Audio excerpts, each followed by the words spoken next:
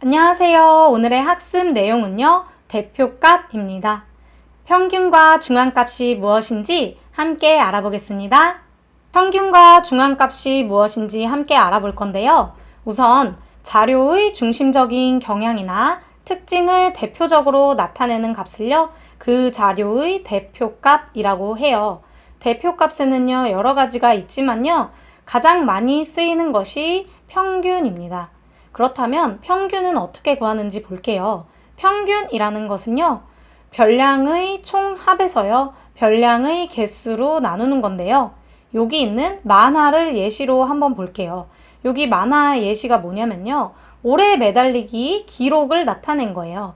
보시면 학생들이 총 몇 명인가요? 5명이 있죠. 그리고 이 5명에 대한 오래 매달리기 기록을 초로 나타냈어요. 여기 단위가 초라고 나와 있는데요. 그러면 이 학생들의 오래 매달리기의 평균은요, 몇 초가 되는지를 우리가 궁금한 거예요.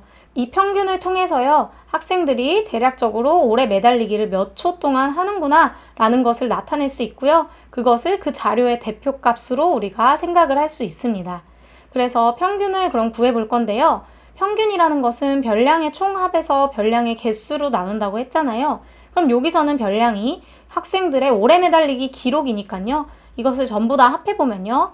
1 더하기 4 더하기 6 더하기 9 더하기 100 이렇게 되겠죠. 이것을 별량의 개수로 나눠야 되니까요. 이 기록이 몇 개가 있어요? 학생이 5명이니까 5개가 있겠죠. 그래서 얘를 5로 나눠주는 것입니다.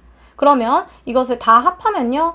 120이 돼요. 그래서 5분의 120이 되고요. 얘는요. 24 이렇게 나올 건데요. 그러면 얘 단위는요. 초겠죠. 그러면 이 24초가 무엇을 의미하냐면요. 학생들이 오래 매달리기를 했을 때 평균적으로 24초 동안 매달렸구나 라는 것을 우리가 알 수가 있겠습니다. 그러면 이 만화를 바탕으로 우리가 해석을 어떻게 할 건지 알아볼 건데요. 방금 학생들의 오래 매달리기 평균을 구해봤는데요. 24초가 나왔었죠. 그래서 이 24초를 갖고 우리가 해석을 해볼 건데요.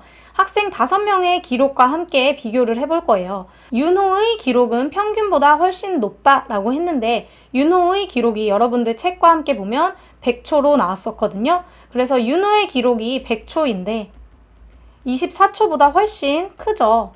그래서 윤호의 기록은 평균보다는 훨씬 높다라는 것을 알 수 있고요. 나머지 4명의 학생의 기록은요, 평균보다 낮다라고 했는데 나머지 4명 학생들의 기록을 보면요. 신영이가 1초, 성훈이가 4초, 은서가 6초, 민지가 9초예요.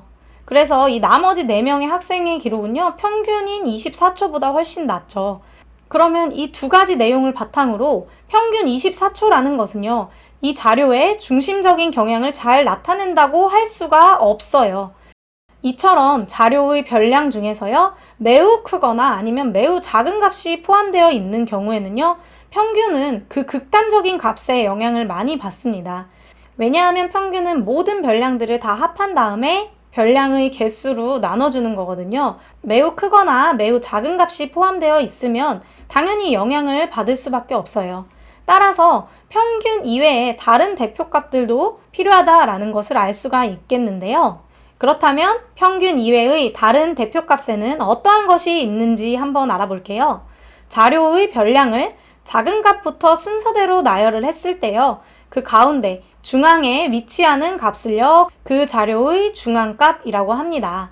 자료의 별량 중에서요, 매우 크거나 매우 작은 값이 포함되어 있는 경우에는요, 중앙값이 평균보다 그 자료의 중심적인 경향을 더 잘 나타낼 수가 있어요. 중앙값은 별량의 개수에 따라 다음과 같이 구하는데요. 자료의 별량을 작은 값부터 순서대로 나열을 한 다음에요. 별량의 개수가 홀수면요. 중앙에 위치하는 값을 나타내면 되고요. 별량의 개수가 만약 짝수면 중앙에 위치하는 두 값의 평균을 나타내는 것이 중앙값을 구하는 방법입니다. 그럼 이를 이용해서 다음 자료의 중앙값을 구해볼 건데요. 먼저 별량의 개수가 홀수인 경우를 알아볼 거예요. 보시면 별량이요. 4, 7, 2, 10, 9 이렇게 있죠. 이것을 작은 값부터 우선 순서대로 나열을 해줍니다. 그러면 2, 4, 7, 9, 10 이렇게 나타냈어요. 지금 개수가 홀수개니까요. 이때는 중앙값이 중앙에 위치하는 값이어서 가운데 값인 7이 중앙값이 되겠습니다. 두 번째로 별량의 개수가 짝수인 경우를 볼 건데요. 별량을 보시면 3, 1, 5, 2, 6, 8 이렇게 있어요.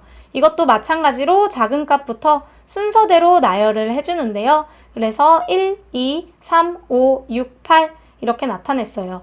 그러면 완전히 중앙에 위치하는 값을 하나만 나타낼 수가 없어서 중앙에 위치하는 두 값의 평균을 중앙값으로 나타내는데요. 가운데에 두 개가 3과 5죠. 그래서 이 3과 5의 평균을 나타내서 3과 5를 더하고요. 두 개니까 나누기 2를 해서 중앙값을 4라고 나타낼 수가 있겠습니다. 오늘 배운 내용을 정리해 볼게요. 대표값을 배웠는데요. 자료의 중심적인 경향이나 특징을 대표적으로 나타내는 값을 대표값이라고 했고요. 대표값에는 여러 가지가 있지만 가장 많이 쓰는 것이 평균이라고 했어요. 평균은요, 별량의 총합을요, 별량의 개수로 나눠주면 되는 것이었고요. 이러한 평균은요, 자료의 별량 중에서 매우 크거나 매우 작은 값이 있으면 극단적인 영향을 받기 때문에 이럴 때는 평균보다는 중앙값을 사용한다 라고 했는데요.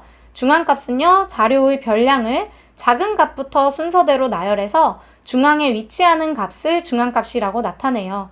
중앙값을 구할 때는요, 자료의 별량을요, 작은 값부터 순서대로 나열을 했을 때 별량의 개수가 홀수면 가운데 중앙에 위치하는 값이 중앙값이다 라고 했고요. 별량의 개수가 짝수면요, 중앙에 위치하는 두 값의 평균이 중앙값이다 라고 했습니다. 오늘 수업 여기까지 할게요.